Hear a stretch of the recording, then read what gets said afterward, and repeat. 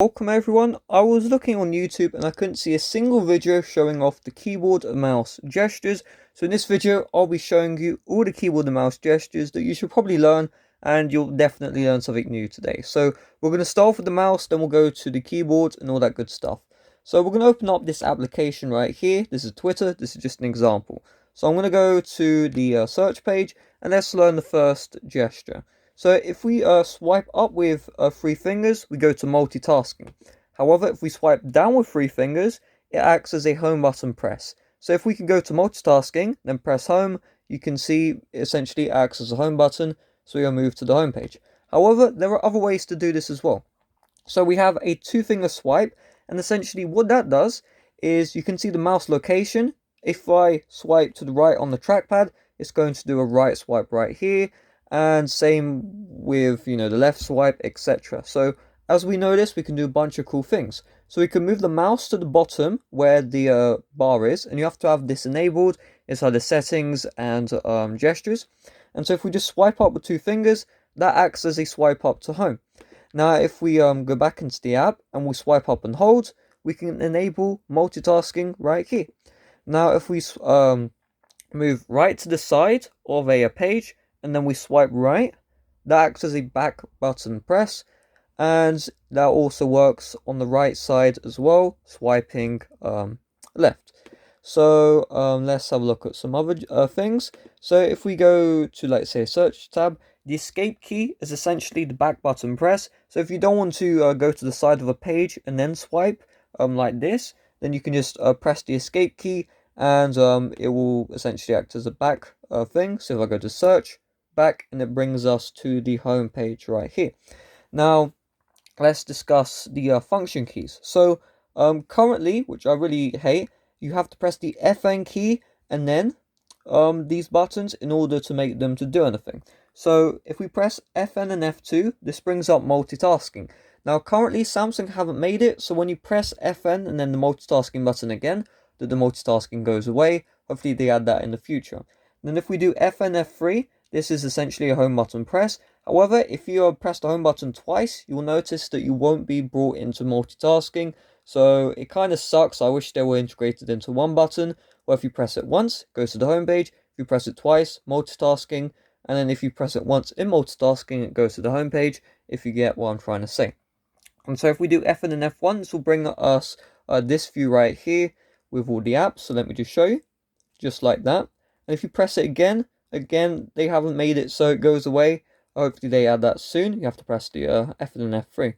Now F4 and F5 is the brightness down and brightness up. Now this is a very laggy, I must say. Like, I press it, and if you press it constantly, you can see it looks very weird. So you want to do it slowly, just so you know. And then F6 disables the trackpad, so you can see I can't move it. And we'll just press it again to turn it back on. Now F7 mutes all the sounds. And then if you press it again, it actually does enable the sound back. F8 reduces the volume. F9 increases the volume. And then we have F10, 11, and 12. So F10 is if you're watching like a YouTube video. This will go to the previous video you're watching. And then F11 is play and pause. F12 is skip. So it will skip to the next thing.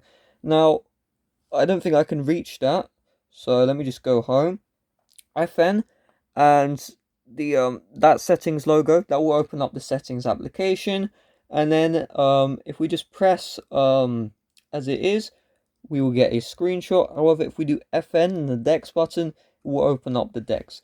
Now these function keys, as far as I can tell, these really aren't useful in the tablet mode. So if you want a separate video on how they're used in DeX, let me know.